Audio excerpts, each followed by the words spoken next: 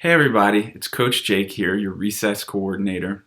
I really miss all of you and seeing you out on the playground, and I hope you're staying active and keeping safe while we're apart.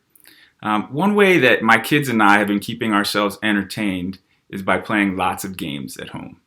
And what I was thinking is I could do a video for you every Friday and teach you a little about a game that we're playing at home, and maybe we could figure out a way that we can all play together. So today I'm going to teach you about a game that my family loves, and then afterwards I'm going to give you all a project that you can do at home. So today's game is Pokemon. Now, before school even closed, I had been thinking about starting a Pokemon club at Abernethy because I know so many of you love Pokemon. I've seen epic card collections, cool t-shirts. I've heard you talking about the movie, the video games, the shows, the stuffies, Pokemon Go, but I haven't seen anyone actually playing the card game. So what I was thinking is I could teach you a little bit about how to play the card game, and we could all play together. Now, one of the reasons I think that you're not playing the game is because it can be very confusing. You have to know the rules of the game, how to set up the board. You have to know the math, the strategy, the card evolutions, how to build your deck. It's a lot to know. But once you learn, the game is super fun. It'll help you think strategically. It'll help you with your math and logic skills. And hopefully it will introduce you to a lot of new friends who love Pokemon as much as you do. If playing the Pokemon card game doesn't sound like your thing, that's cool. Just skip ahead to the end of this video for a fun project that should be enjoyable for anyone who's into Pokemon. But if you want to learn the game, stick around, because our first lesson is the card. Now's a good time to pause this video and go grab a Pokemon card if you have one at home. I'll wait. Great, you're back. Now, if you don't have a card at home, that's cool. I have one right here. He goes by the name of Pikachu. Let's take a look at this Pikachu card, or the one you have at home, and see all the different parts. Then I'll explain what it all means. Let's start at the top. The first thing is the word basic.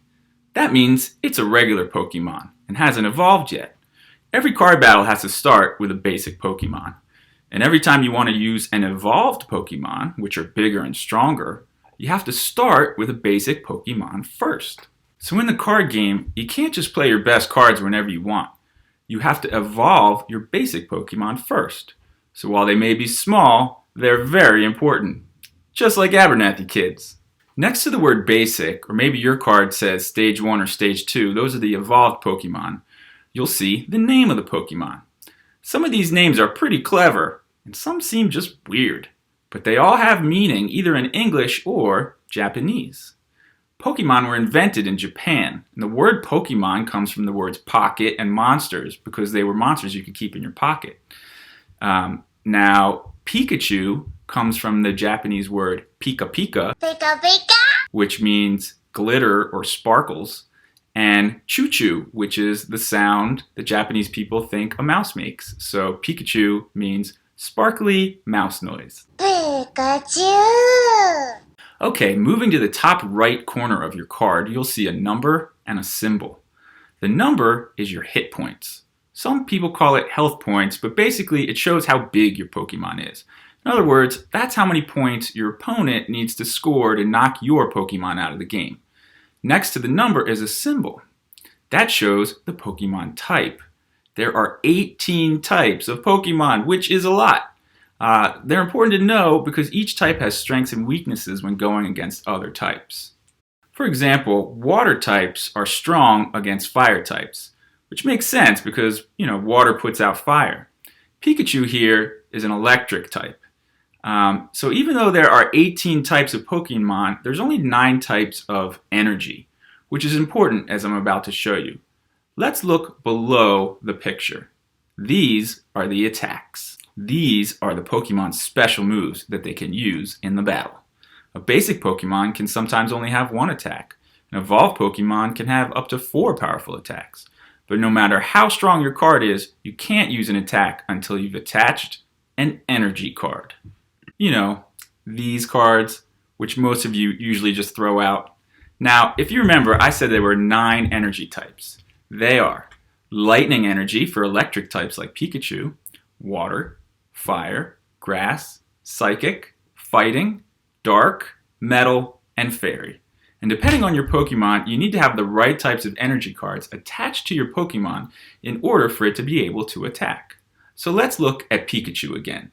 His first attack is Let's Eat Together, which he's doing in the picture. He's having a nice picnic with Chespin and Sylveon. And it says, heal 30 damage from both active Pokemon. So it's not really an attack at all. It actually helps you get some of your hit points back if you're hurt. But to do this move, you need to have 1 energy card attached. See here? It has a black star inside of a white circle. That means you can attach any kind of energy card you have. Now under this Let's Eat Together move is Pikachu's Quick Attack, which you can see means that you need to add a lightning energy to whatever energy card you had already attached. That's why it has 2 of those symbols instead of just 1. Now let's take a look at the number I know many of you are totally obsessed with, the attack power. That's the number next to each attack, over here. This is how strong each Pokemon's moves are, and how much damage you can do to your opponent's Pokemon on each turn. Pikachu's Quick Attack does 10 damage, but if you can see, it's got a little plus sign. And if you see here, if you flip a coin and get heads, the attack does 20 more damage. So you can do 30 damage if you get heads on a coin flip. Now there's lots of math like that in the game, so you can get really good in adding and subtracting big numbers quickly if you play a lot. But all the attacks and all the hit points are in tens, so they always end in a 0. So it makes it a little easier to keep track of while you're playing the game. Okay, so we're almost done with the lesson. The last thing I wanted to show you is way down at the bottom where in tiny print it says weakness, resistance, and retreat, each with an energy symbol next to it. So for Pikachu, it says weakness, fighting type X2, which means times 2. Now I'm not sure how many of you know multiplication yet, but what this means is that if Pikachu gets attacked by a fighting type Pokemon, the damage is doubled. So that's bad. Keep your Pikachus away from fighting types. Okay, next to weakness, it says resistance. That's like the opposite of weakness. That's the type that your Pokemon is extra tough against. Pikachu is resistant to metal types, and it says minus 20. So that means that if Pikachu is attacked by a metal type Pokemon, he suffers 20 less damage. That's great. So that's why it's so important to learn the types and which ones are stronger or weaker against the other types. But that's a lesson for another day. Okay, finally, at the very bottom, it says retreat, and it has 1 energy symbol next to it. That means it would cost you 1 energy card to get Pikachu out of a battle and return him to your bench so that you can use him later on. You lose the energy card, but at least you get to save your Pokemon card. So that's it for the card. We've discussed everything you need to know about the card to start playing the game. But before I sign off, I wanted to give you all a fun project to help you remember all the parts we learned about today. And that is, I want you to make your own Pokemon card. Now, there are lots of ways to do this. There are apps that you can get for your tablet or your computer that are super easy. But the only one that I found that doesn't have a lot of ads or glitches costs $2. So check with your grown-ups before you do that. But I'll show you some Pokemon cards that my kids made with it. It's pretty fun. This is my son Benny's Sprit EX. As you can see, it's a very powerful ghost type. And my daughter Lucy had a lot of fun with it. She made a Squidix, a Lucian, an Animal Crossing Lucy, a Soddle Bottle, a Professional Hare, a Supreme Butterfly, and a Rainbow Deluxe. She is very creative, and you can be too. You don't need an app, but if you want to use what we did, here is its name. But you don't need one. You can print out a template, which is like a blank card for free online. Or you could just draw one by hand. Just be creative. And if you want to share it, be sure to send me a picture. So when you're making your very own Pokemon card, try to remember all the parts. You need to give it a fun name and a picture. Decide if it's basic or evolved. Choose a type. Remember that's electric, water, fire, grass, psychic, fighting, metal, dark, or fairy. Pick a number for hit points. Remember, it should end in a 0. Come up with some attacks. Be creative. And what energy you need to attach to do those attacks. And how much damage each attack does. Remember, those numbers should also end in a 0.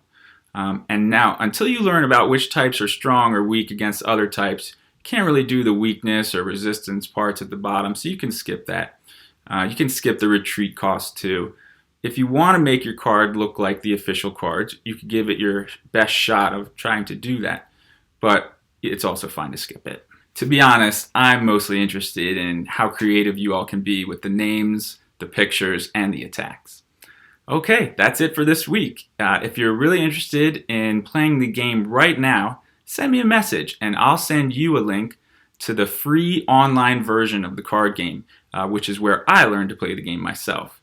If you have any other questions or suggestions for other games we can play together, let me know. Okay, miss you all. Bye. Go invent some new Pokemon and I'll see you next week. I wanna be the very best, like no one ever was. To catch them all is my real test. To train them is my cause. Pokemon!